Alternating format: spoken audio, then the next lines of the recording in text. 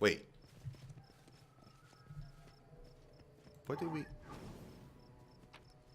thought I found this before. I didn't save? Oh. Oh my god, I feel so stupid now. I could have rested here. I tried resting like other places, and I was always too close to enemies. I feel dumb.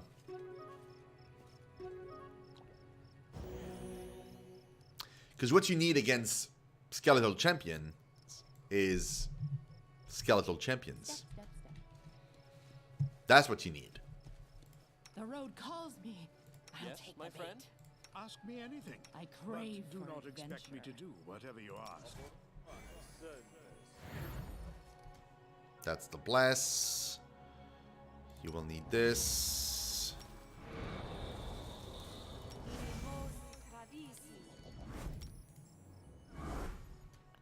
Please, get to the point. We have the slow. We have the haste. We have our searing, the scorching ray back. We have like 1,000 skeletons. Yeah, this is it, guys. This is the actual try. This is it. Shall we move? We shall move.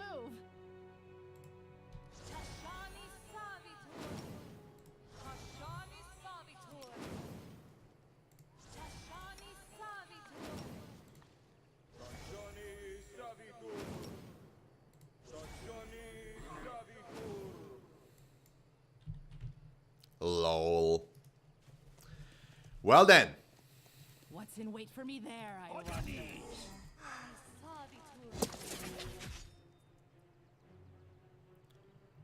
Who used channel positive energy? Why? Why? When did I ask you to do this? Are you insane?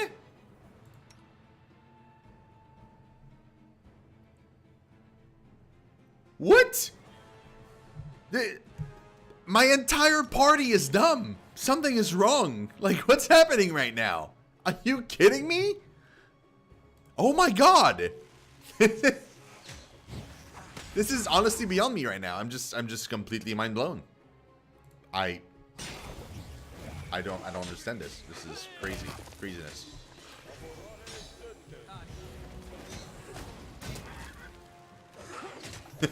Look at this. There's so many of them.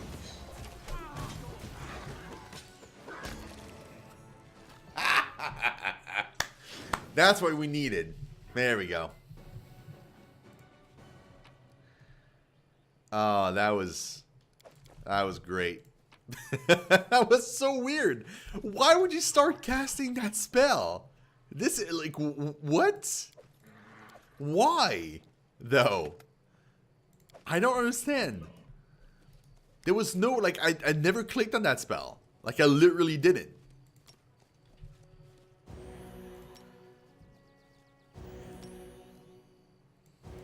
It's like the game just decided, oh, you know what? That makes sense. You're fighting undeads. Let's just do that. Trail me. Now what I need is I need a way to make that last a lot longer. Because right now they don't last long enough. The skeletons, I mean.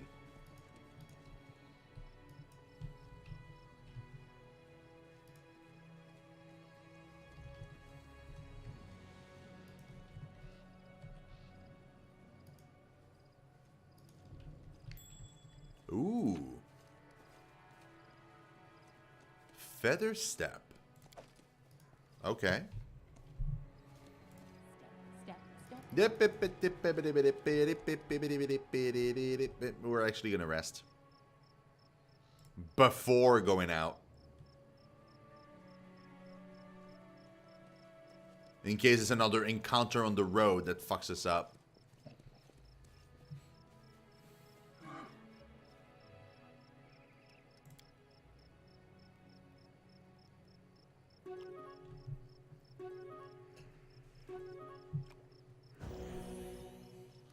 I want my skeletons back.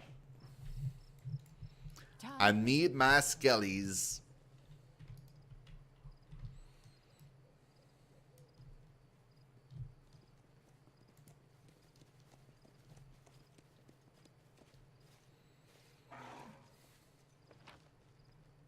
By the way, Tristan in our like regular campaign, he is gonna be casting those 100%.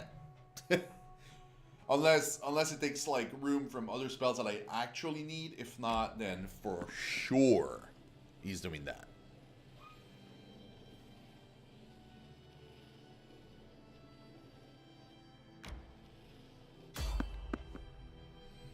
Called it. Now you, my dear readers, I finally learned how I, Willis Gunderson, author of this tale, first entered the acquaintance of Baron Varn and his companions. But as much as I would like to delve into this remarkable meeting, I must remind myself that by no means am I the main character of this book. Perhaps one day it will occur to Baron Varn or the General to mention me in their memoirs. For surely our encounter must have made an impression upon them as well. As fate would have it, the party has another adventure before returning to Varnhold. Having decided to take a shortcut, they find themselves in an area with strange furrows which crisscross the ground here and there. Baron Varn and his companions are cautious and approach unnoticed as a young centaur whoop and leap from one furrow to another. After a moment, Baron Varn prepares to call out the creature.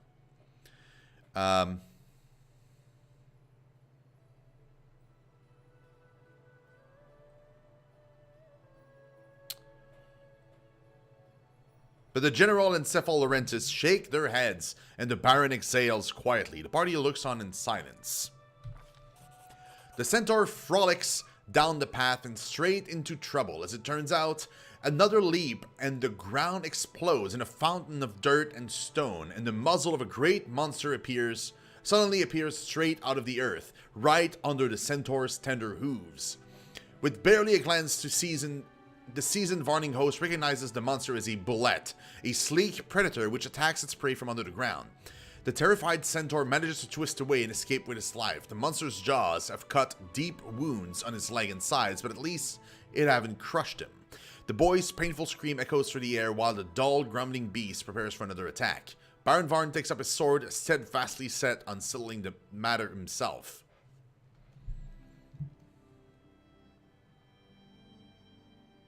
Oh, it's the same.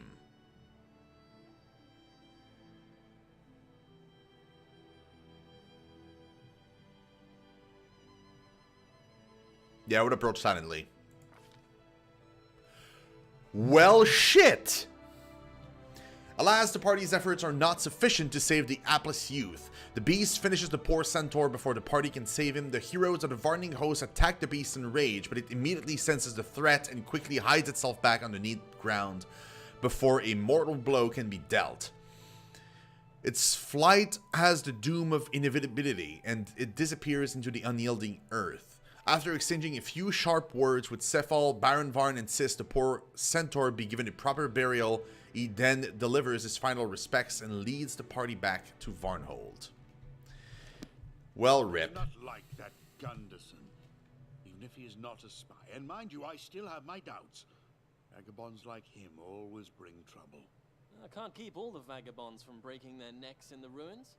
At least if he finds something interesting, he'll bring it to us, not Brevoy. I feel like the voice actor they took for Varn doesn't fit. All your characters are fatigued. Great.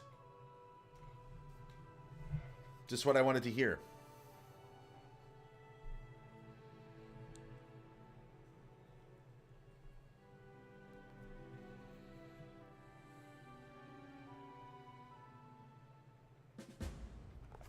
My life is a burden.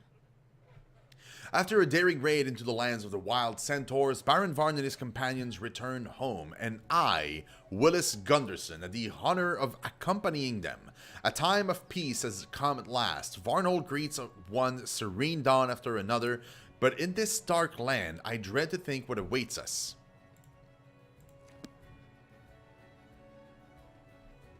Merriment.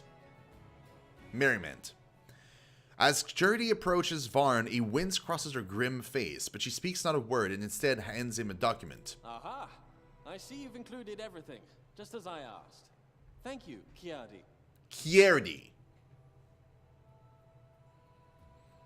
Magar glances over the document and his face brightens. Hagar, what does this mean? Tell me, what am I to make of this? Sifel snatches the document from Varn's hands, and as he reads it, the old wizard's eyes nearly pop out of his head. I sent some much-needed aid to our neighbors in the Shrike Hills. They're our only possible allies in the coming carnage. Sefel, I know your opinion, but be realistic. The Aldori are not our friends. We can't count Wait, on the them Shrike to Hills, help that's if us. something happens. We're expendable. You will not preach realism to me, you naive boy. Yes, we are bargaining chips to them. That is exactly what I'm basing my politics on. A delicate contraption which you are smashing to bits.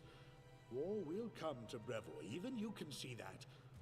But as long as it hasn't yet begun, it can scarcely do better than pretending to be the Eldori's most loyal vassals.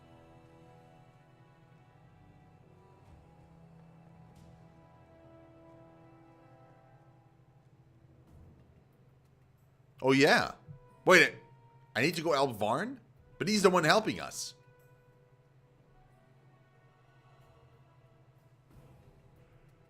I sent some much needed aid to our neighbors in the Shrike Hills. He's the one sending aid to us.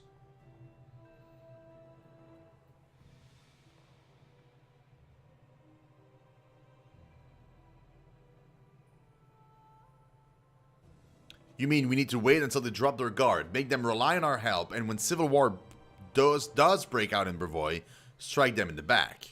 Exactly. Praised be Asmodeus. At least someone in this traveling circus could understand me. Listen to me carefully, you three. Yes, Harry, this involves you too. Things are looking bad. First, the land here is fertile, but its most bountiful crop is Cyclopes' graves. Second, it shares a border with the Obaria, well known for its epidemics. Gods forbid the wind carries the next plague here. Settlers are reluctant to come here as it is. I can scarcely blame them. Do not become too attached to Varnhold. This is but a stepping stone. Our real prize lies to the west. But what does Varn do? He sends them gifts. Better to send them assassins. Without their Baron, the Shrike Hills would descend into a struggle for power, and Silverstep and the Canelands would fall to us soon after. Oh, he wants to backstab us. Shit. Such villainy! Do not interrupt your regent, Varn, or relieve me of the position this instant. Now, what is the most important thing here? The Aldori are afraid of unleashing war. They know that if they tried to separate from Brevoy without some kind of outside support, the Sotova would crush them. So, we must convince them that we are their most loyal allies. We will stoke the Aldori into an uprising. When the unrest picks up, we shall strike them in the back and make them fight on two fronts. While you, Your Grace, were drinking wine at the feast, I was busy acquiring a map of Nivodka's Crossing. Look at these fortifications. If we could seize this town, Oh, gotcha. a significant piece of Brevik land along with it. After we've assisted the Sotova in hanging the Aldori on the gates, they would allow us to keep part of what we have seized as a reward. Then we will have peace and prosperity. Get out of my sight, Sefel. Get out! Never would the name of Magar Varn be tarred with such abominable villainy. It never happened while I was leader of a mercenary party, and won't happen now that I'm Baron. Great Asmodeus, what did I do to deserve this punishment? Why do I deal with you at all? I should have taken my share and retired a long time ago. I'll be off somewhere soon enough. To Absalom or Cheliax. I shall read books on the porch and drink wine, while you do whatever you want. Burn the city down and get yourself killed. Come to me later. We need to talk. As the old wizard storms off in a rage, you hear a magical whisper. I can't believe my ears. Must the history of our country begin with such villainy? Oh, Sefel. Sefel. Well. Let the old devil cool off. I'll talk to him later. Is that all, Kiadi? The dwarf shrugs and hands him another paper. I see. So, we've got a revolutionary from Galt on our hands. A tavern keeper writes us. She saw the revolutionary walking around, stirring up the people for an uprising. Okay. Well, you're the general. You go and deal with it. Talk to the tavern keeper. Find out where to look for this instigator. Well, far be it from me to teach you how to do your job. When you finish, report back to me. By the gods, what a worry. Uprisings, intrigues, these damn letters. That Gunderson and his bracelet. Yeah. And the Baron has to see to all of that, and listen to everyone's complaints while he's at it. What a nuisance. Magar leaves in a cloud of curses. In fact, Curdy is the one leaving, not Magar. Magar is, like, absolutely right there still.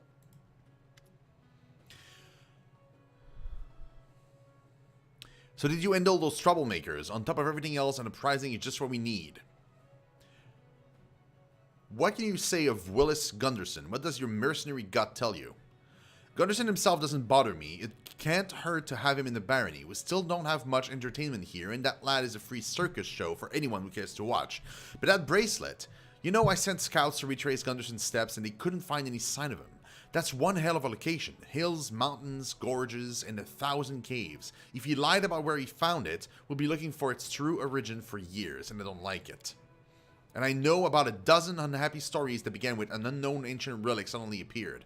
That's why I'm writing our western neighbor in the Shrike Hills. Maybe they have a good sorcerer or historian who can help us puzzle out what this bracelet is.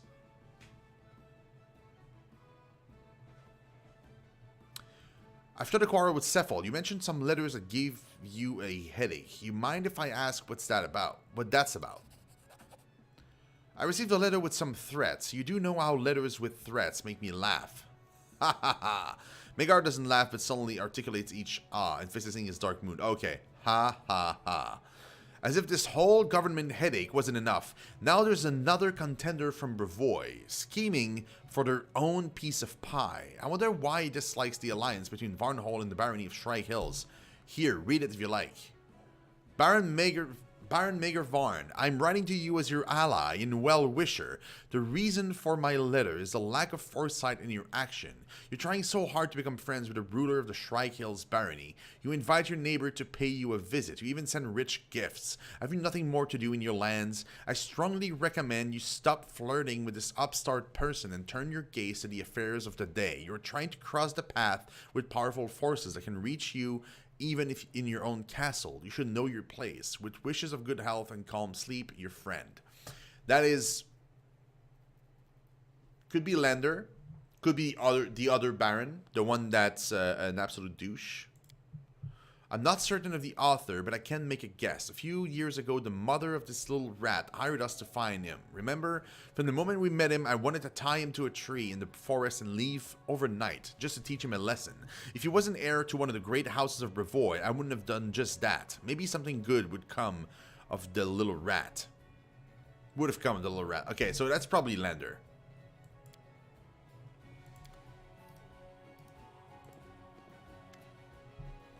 Oh, that Magar. I'm so angry with him. Why do I still bother? I should have left the party after that idiocy in Ustalav, or at least after the debacle in Mivon. If I had any sense, I would never have gotten involved at all. What do you think about this Gunderson? I cannot see any point in keeping that loafer at the capital. To hear him singing about his questionable feats at a tavern and flirting with anything that moves, people like him can be helpful out there in the ruins where they crawl around discovering interesting facts and useful items.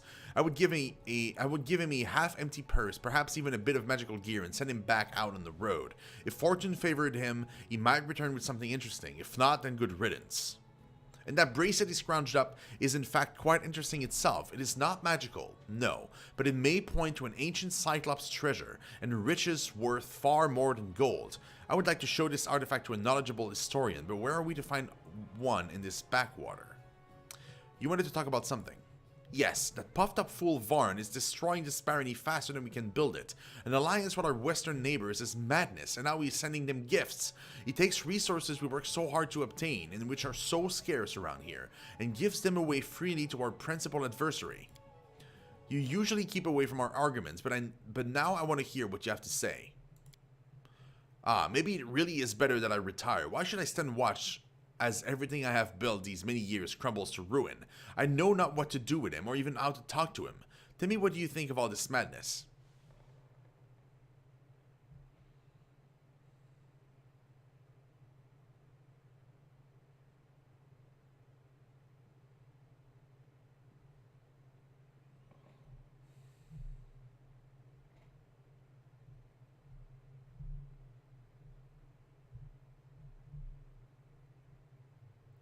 Oh god, wow.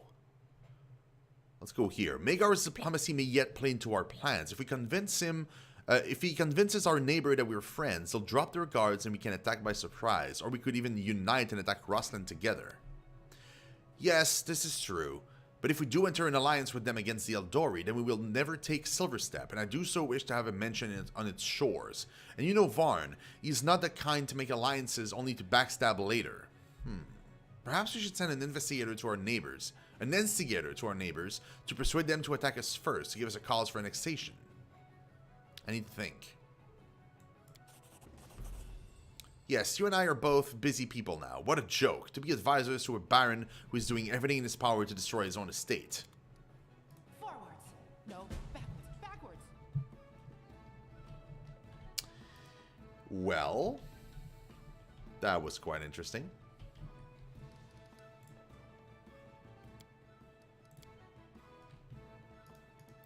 Make our hard save and stop here because it's a perfect time to stop. Like, I mean, we're not starting anything yet. We're like in, you know, cozy and everything. We're gonna stop now, guys, because I have to work tomorrow, and I wasn't feeling too well today again because of the withdrawal of the pills that I take for depression. I'm not taking them anymore, so my body is still adjusting, and it's wrecking me a little bit. Most of the time, like especially at, like right now, I'm starting to feel nauseous a little bit, and the further we get along the night, the further like the more troubles I have. So I'm gonna go rest. There's gonna be a stream tomorrow evening at 6 p.m. EDT.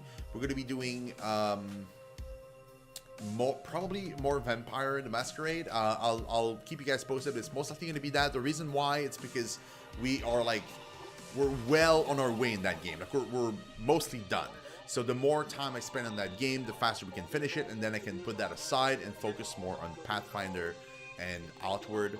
And Wednesday there's a stream, and it's going to be more of Borderlands the pre-sequel with the co-op crew. And no stream on Thursday, no stream on Friday, no stream on Saturday night. Might have a stream Saturday morning. I'll keep you guys posted. If there's a stream Saturday morning, it's either going to be more of this, or it's going to be a new game, probably maybe Fade to Silence, maybe.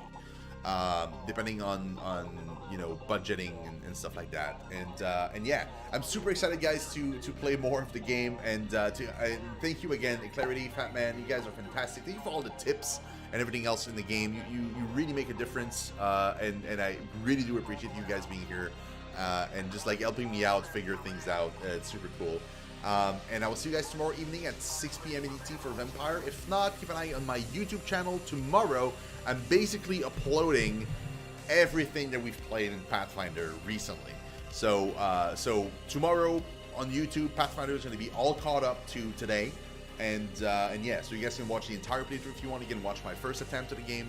You can watch me playing Pillars of Eternity 1 and 2, playing Tyranny, another CRPG, and plenty of other stuff. So yeah, keep an eye on that. Love your faces, guys. We'll see you guys later, and have a fantastic night. And above all, stay safe, stay awesome. Bye bye.